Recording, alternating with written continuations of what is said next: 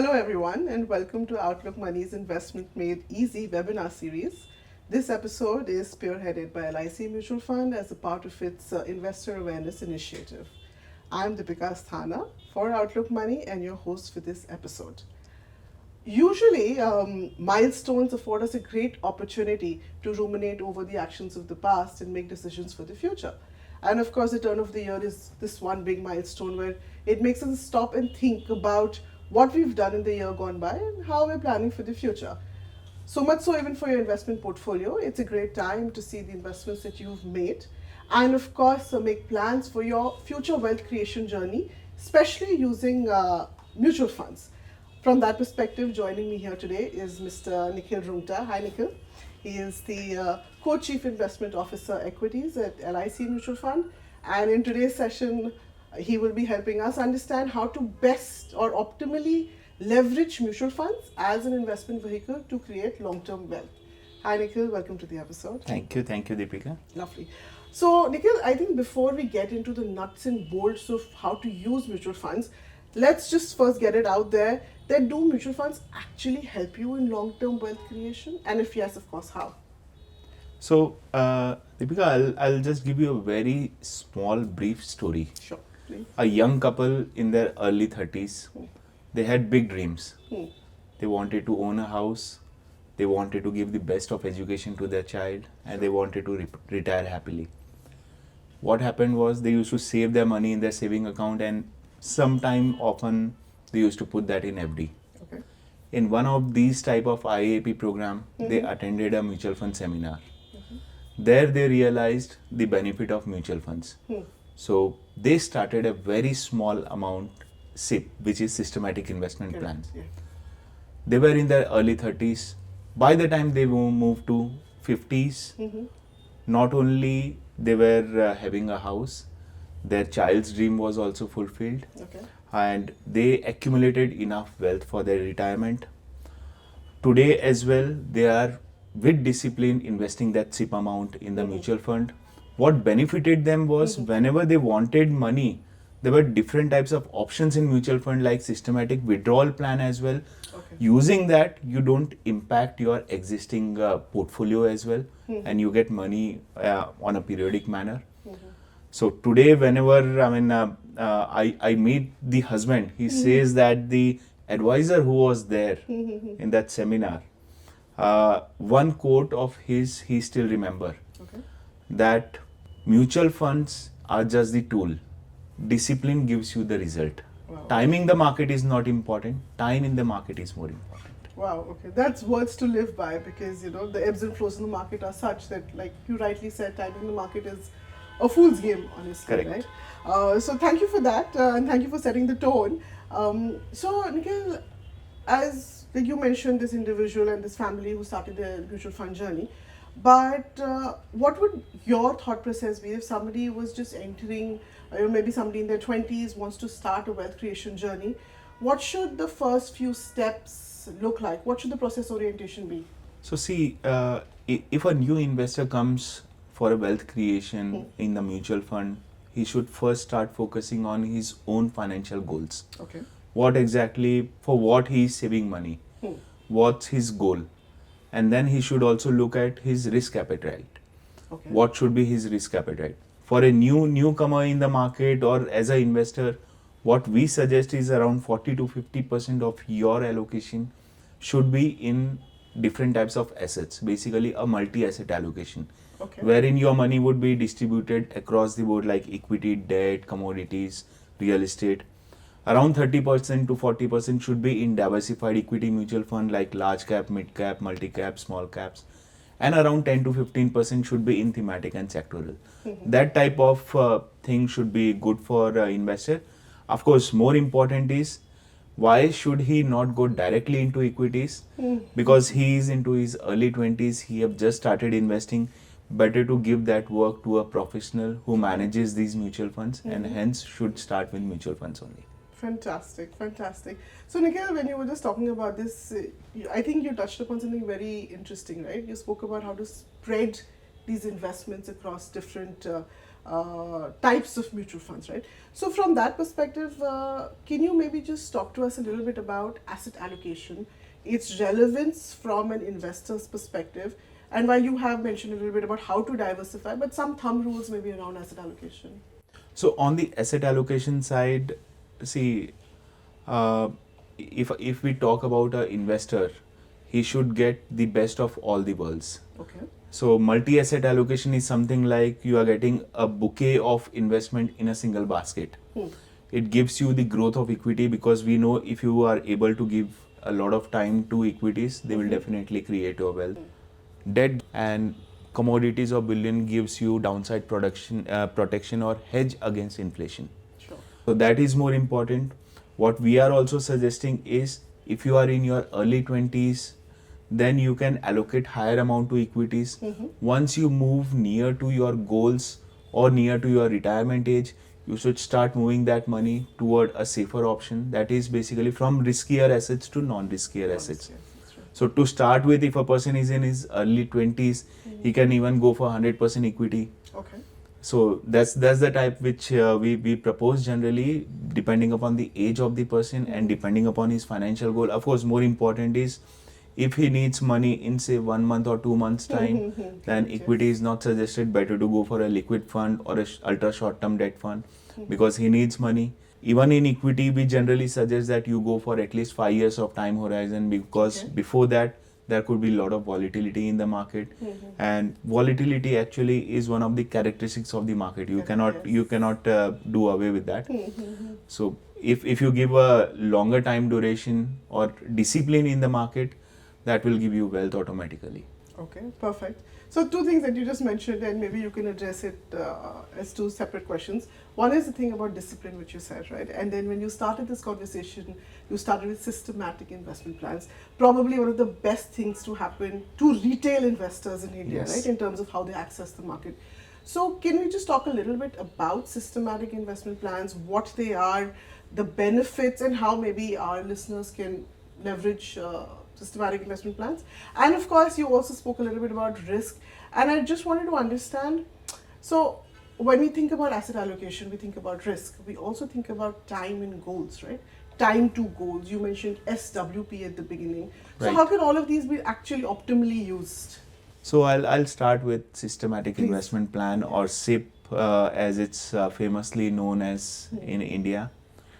So see, SIP you can start as an investment in mutual fund. It can be done on a daily basis, weekly basis, monthly basis.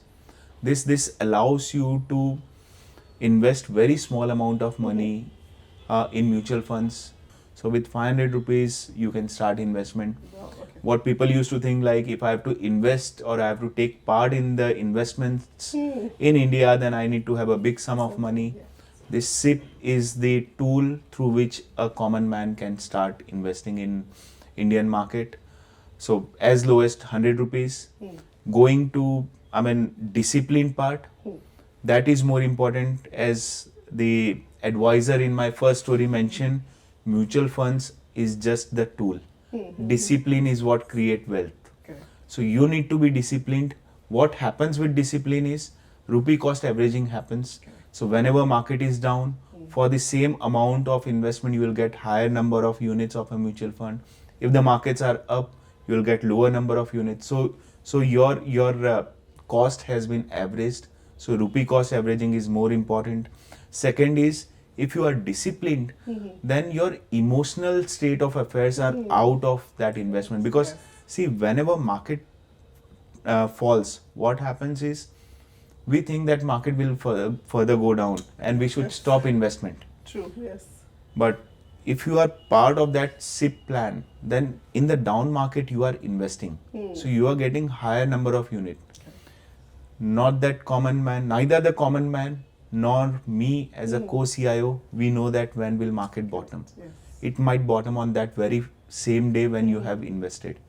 And actually, if it does, and if you stop or you don't put money there, you don't get that benefit of lower NAV.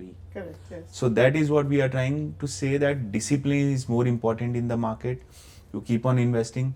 Coming to SWP, say if you are planning something for your child's education, and you start a SIP at the time of his birth, and you would require some money from fifth year onwards or sixth year onwards because of his schooling. So put your amount in a manner that you require so much amount from fifth year or sixth year onwards, Okay. and you start withdrawing that as systematic withdrawal plan. Okay. So you have your investment generate returns, you withdraw that for the schooling of your kid. Wow. Okay. Then the existing investment again gives you Continuous. return. Right. So that's what systematic. So you use that for your financial goal, fulfilling your financial goal without impacting or withdrawing your existing investment. Wow. Nice. So that is also what we have in mutual funds. So as a tool, it's very good for a common man. Clearly, that's the case. So, I think one thing that maybe we should talk about is in systematic investment plans, right? The power of compounding. Correct. Because the whole wealth creation journey that we're talking about. So, maybe a little bit about how that works and how can actually help in wealth creation. So see, in power of compounding, it's also known as the eighth wonder of the world. Yes. And you think from the perspective, if I'm going down by something is going down by 0.01% every day, it's almost negligible by the end of year. Yes. And if it goes by up by 0.01% every day, then it's significant amount at the end of year. So that very small step or that power of compounding is unique. More the time you give to mutual funds, better it is. And why we talk about power of compounding is, here in mutual funds, we also get benefit in terms of taxation. When we do churning on behalf of our investors in stocks, we don't have to pay any taxes. So if we make a profit of say 20%, that entire 20% can be utilized to invest in other stocks. Okay. If an individual does that, he has to pay taxes on that 20% of profits. So the amount in his hand is very less. So in mutual fund, when does the taxation arrives? Only when the unit holder switches from one scheme to another or redeems his unit. Okay. So this is basically, he can postpone his capital gain taxation till the time he redeems the unit. So there the power of compounding is very important. So this power of compounding, when does the actual return starts or actual numbers start looking visible? After say 5 years or 10 years down the line. Okay. Because that is when your return on return start coming in. Right. So this definitely is eighth wonder of the world, and Yeah. we definitely accept that. Fantastic. So, sir, when markets fall down, right, and irrespective of whether you are entering the market via an SIP or lump sum investments, inherent behavioral biases make us withdraw or redeem, right?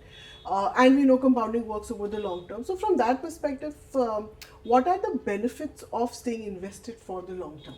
So staying invested for the long term, first, most important is the power of compounding. Correct. Yes. The moment you withdraw, you have to pay taxes on that. So what you are left with is lower amount than what you withdraw. Correct. Second, do you get an opportunity to invest back? Because why are you withdrawing, as you mentioned? Because market is tanking. So you are withdrawing at a lower level of market. Correct. Yes. So that should not be the case. Possible that that's the bottom of the market. And then we only ourselves will think that why did I withdraw? Correct. Yes. Next is, the more time you give to a fund manager or a mutual fund or remain invested, the power of compounding start showing you the results. Sure. Right. So that actually is very important. And see, more important is whether you break your SIP, stop your SIP in a falling market, you don't get these advantage of the likes of rupee cost averaging. Correct. Yes. Or compounding during that point of time.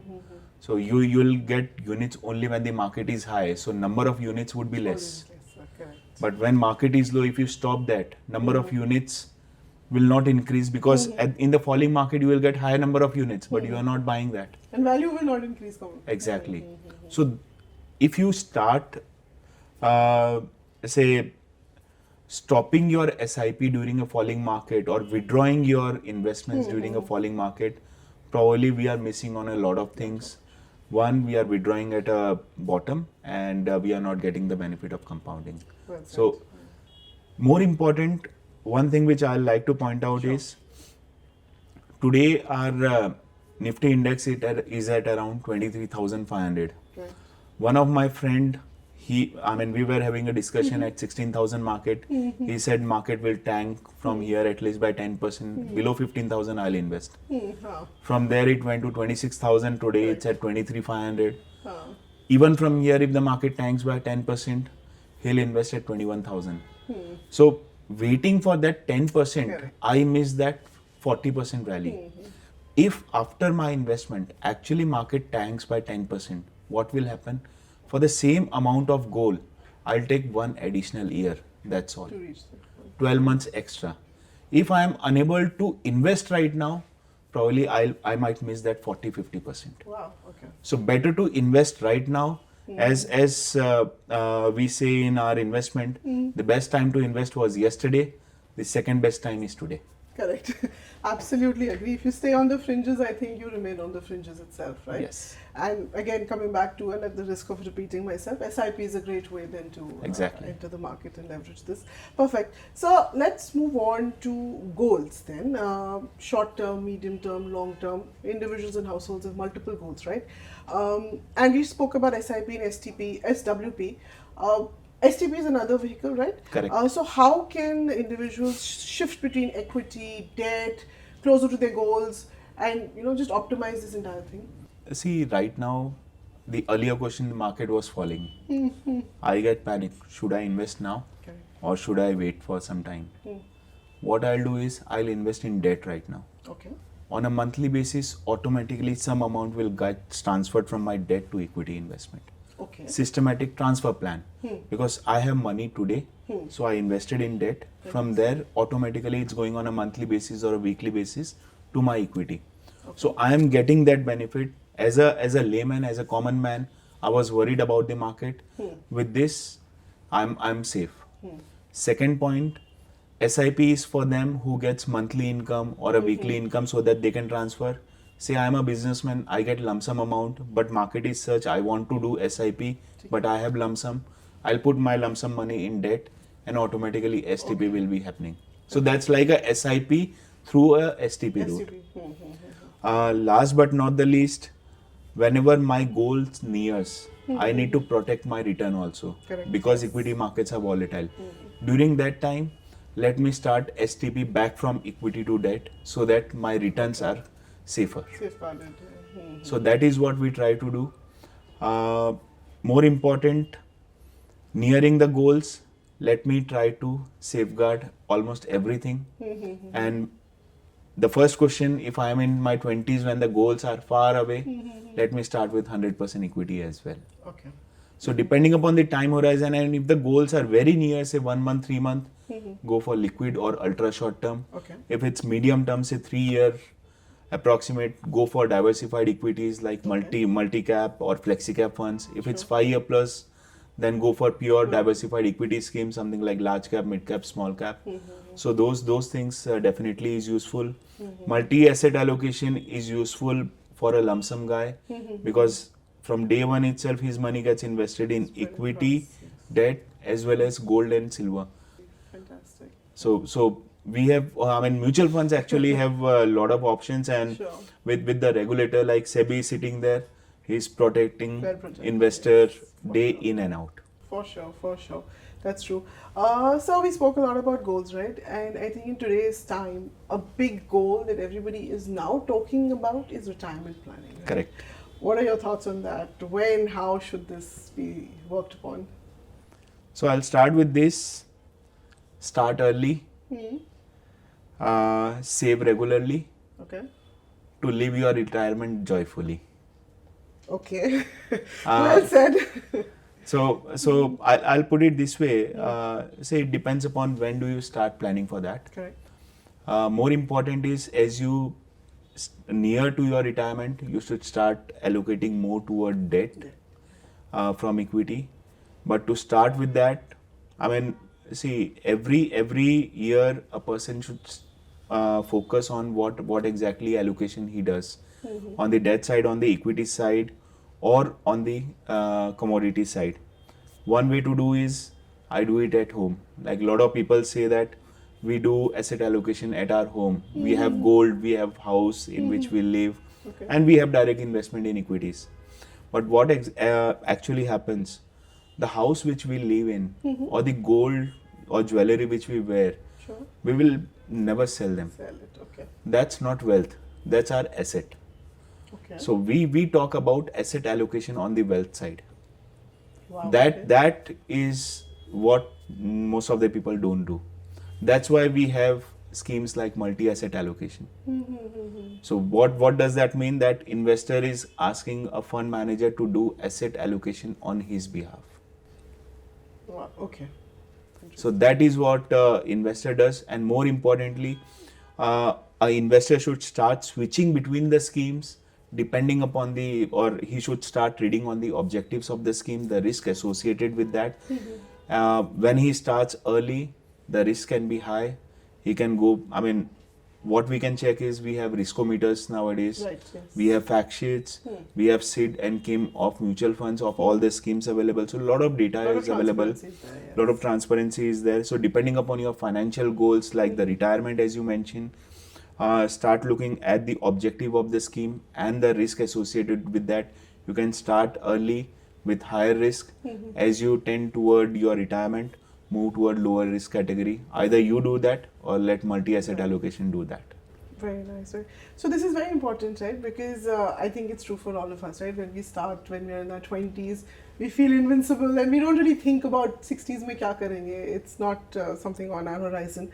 So, but vehicles like what you just mentioned and this whole plan that you just mentioned is very doable and should be ideally leveraged by most people. Correct. On that, what we have seen is in mutual funds, the lot of flows which have started has come in post-COVID. Right, yes. Because during COVID, people realized that their savings can be channelized for productive usage via mutual funds. Correct. So that is what people started. Today morning we had the December numbers from the AMFI. SIP number have touched to an all-time high to 26,449 crores. Wow, okay. So that's the SIP number, monthly gross SIP flows of December. Highest ever. And whenever what Indian investor have understood now is India is not a sell on rise market, it's a buy on dips. So whenever there is a dip in the market, we have seen this inflow in the mutual fund increasing. Like October was one of such months, and we saw highest inflow, monthly inflow in small and mid caps in October. November a new high, December we have made a new high again. Wow.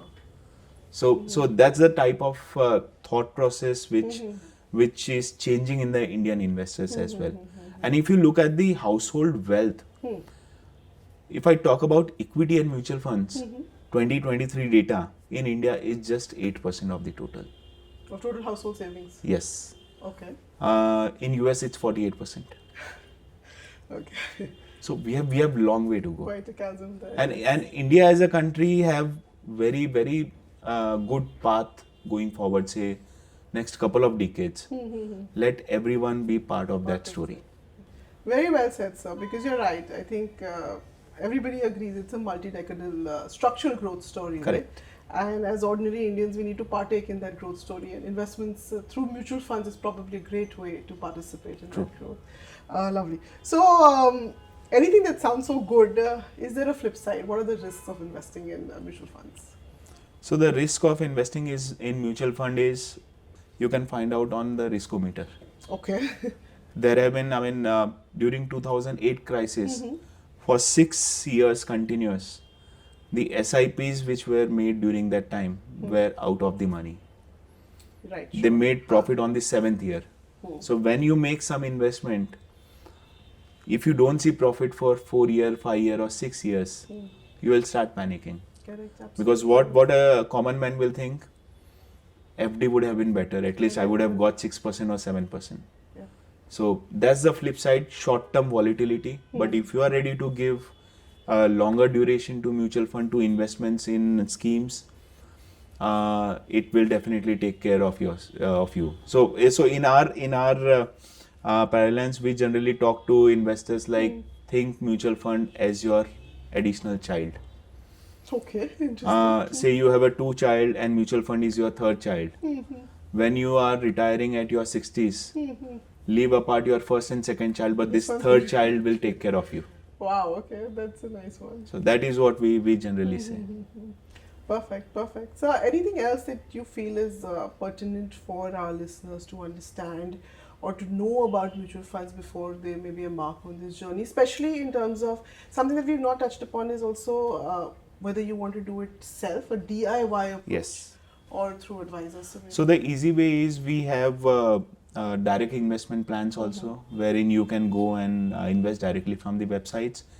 And if someone is new, if someone doesn't understand what all schemes are there, what all risks are there, or returns could be expected, and who are the fund managers, or someone don't have time to do all these things, Yes. you can go with the advisor as well. We have very good partners in the market. They are also known as mutual fund advisors, MFDs. So you can definitely take help of these advisors. And we definitely suggest that if you have time for do it yourself, go for it. Go for it. If you don't have time, or if you don't understand the products, go for the advisors. Fantastic, I think. So basically, I think there is no excuse not to do this. Exactly. There are various means to approach the market and to invest in the market. So perfect, sir. I think we've touched upon a lot of stuff very comprehensively. We've spoken about the benefits of mutual funds, how to leverage the market growth, and of course the risks as well. Anything that you would particularly like to summarize our episode with? So in summary, start early,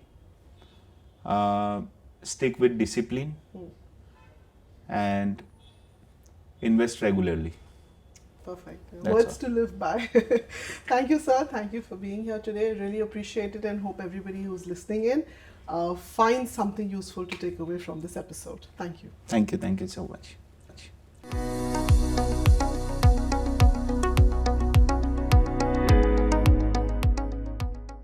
Mutual fund investments are subject to market risks. Read all scheme related documents carefully.